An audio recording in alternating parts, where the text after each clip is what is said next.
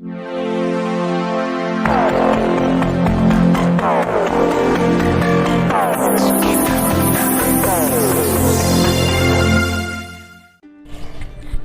उत्तर प्रदेश के उप मुख्यमंत्री ब्रजेश पाठक जगह जगह हॉस्पिटलों में जा रहे हैं और जांच कर रहे हैं कि व्यवस्थाएं दुरुस्त हैं या नहीं, वहीं मरीजों से फ़ोन करके भी जानकारी प्राप्त कर रहे हैं कि हॉस्पिटल में सुविधाएं उपलब्ध हैं या नहीं हैं, किसी तरह की कोई दिक्कत तो नहीं है। और ख़ास तरह से ये पूछ रहे हैं कि आपको हॉस्पिटल से बाहर की दवाएं तो नहीं लिखी जा रही हैं। इन सारी व्यवस्थाओं को देखते हुए कुशीनगर के खड्डा स्वास्थ्य केंद्र में जो अनियमितताएं देखी गई और चलाई गई, खबरों के अनुसार आपने पढ़ा भी होगा, सुना भी होगा कि घोटाले का आरोप लगाया गया हॉस्पिटल में स्वास्थ्य विभागों के कर्मचारियों पर, और उसी के अंतर्गत एफआईआर भी दर्ज हुआ। कुछ जानकारी प्राप्त हुई है आरटीआई के जरिए, और जिन्होंने यह जानकारी प्राप्त की है हमारे सहयोगी हमारे साथ में हैं, और इनसे जानेंगे कि आरटीआई के जरिए इन्हें क्या क्या जानकारियां प्राप्त हुई है। फ़िलहाल तो यहाँ पर खड्डा स्वास्थ्य केंद्र में अलग अलग मठाधीश हैं जिन्हें कि सरकारी नियम, सरकारी कानून और सरकारी कायदों से कोई लेना देना नहीं है, और इसी के तहत हम जानकारी लेंगे हमारे सहयोगी से कि इन्होंने आरटीआई जो दर्ज किया था उसके जरिए इन्हें क्या क्या जानकारियां प्राप्त हुई और कहां तक इनको संतुष्टि मिली है। देखा जाए तो आरटीआई के जरिए आपने जानकारी मांगी थी स्वास्थ्य विभाग से कि जो प्रसव के दौरान जो महिलाएं जाती हैं उनके खाने पीने के लिए क्या व्यवस्था किया जाता है, नाश्ते पानी का, तो क्या जानकारी प्राप्त हुआ आपको? देखिए, ये सूचना मैंने 8/4/2021 को प्रभारी चिकित्सा अधिकारी खड्डा से मैंने मांगा था, और उनको देने में काफ़ी विलम्ब हुई। उन्होंने लगभग बरसों लगा दिए सूचना देने में।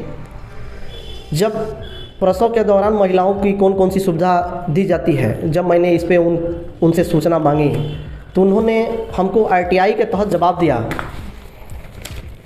कि प्रसव के दौरान लाभार्थियों को सुरक्षित प्रसव, भोजन, नाश्ता एवं शासन से मिलने वाली प्रोत्साहन राशि दी जाती है।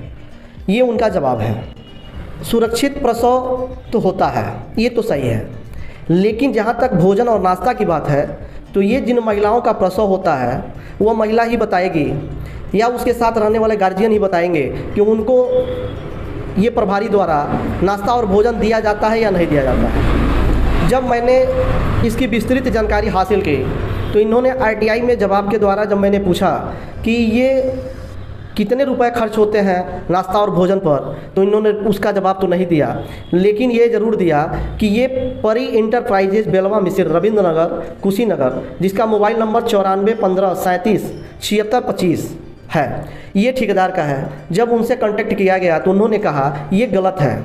जब मैंने सूचना मांगा था उस डेट में वह ठेकेदार यहाँ के नहीं थे।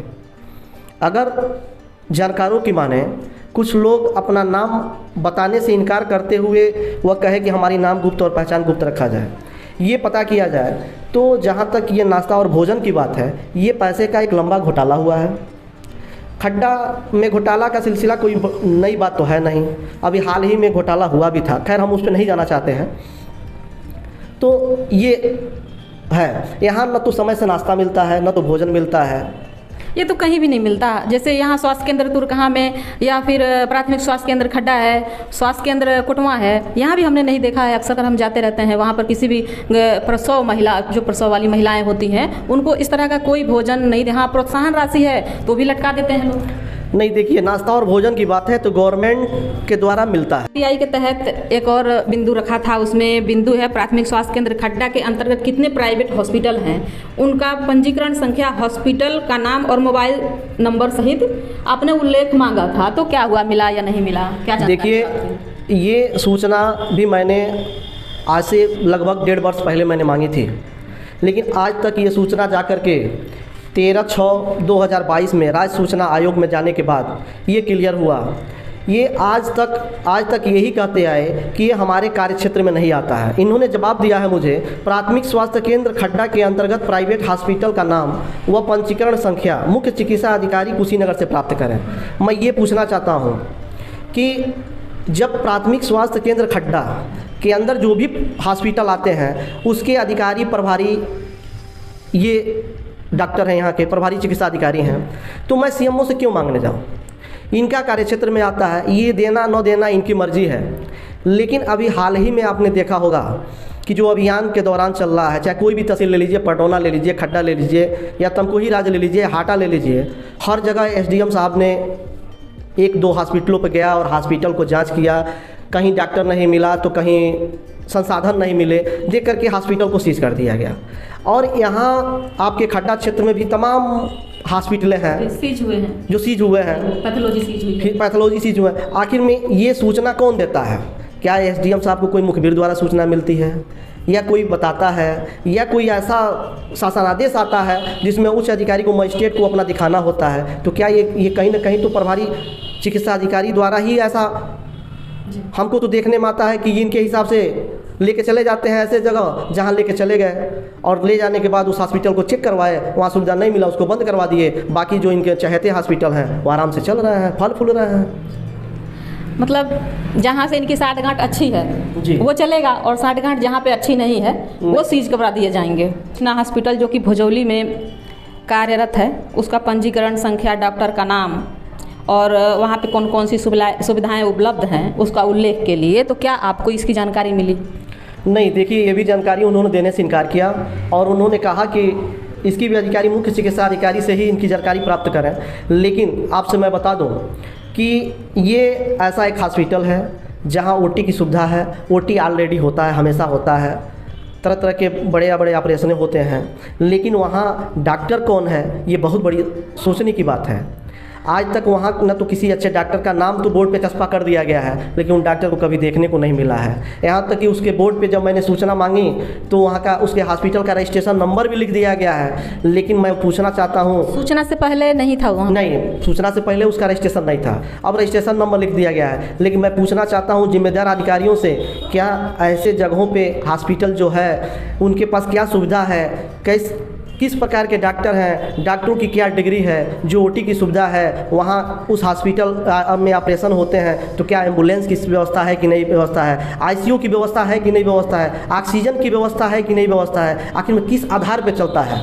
और सबसे बड़ी बात यह है कि जो हॉस्पिटल संचालित होते हैं उसमें जो दवाइयों की, जो मेडिसिन की जो एक दुकान होती है वो फार्मासिस्ट के जरिए लाइसेंस मिलता है, और बिना लाइसेंस वाली मेडिकल स्टोर उसमें संचालित होती है। ऐसे हॉस्पिटलों का क्या माना जाए?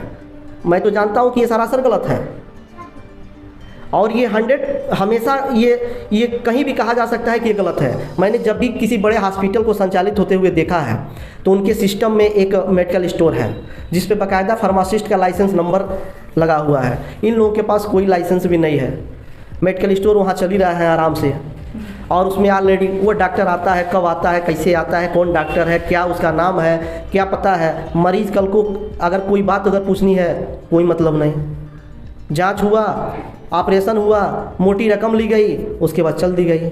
यही उस हॉस्पिटल का सिलसिला है और यही वहाँ का दिनचर्या है।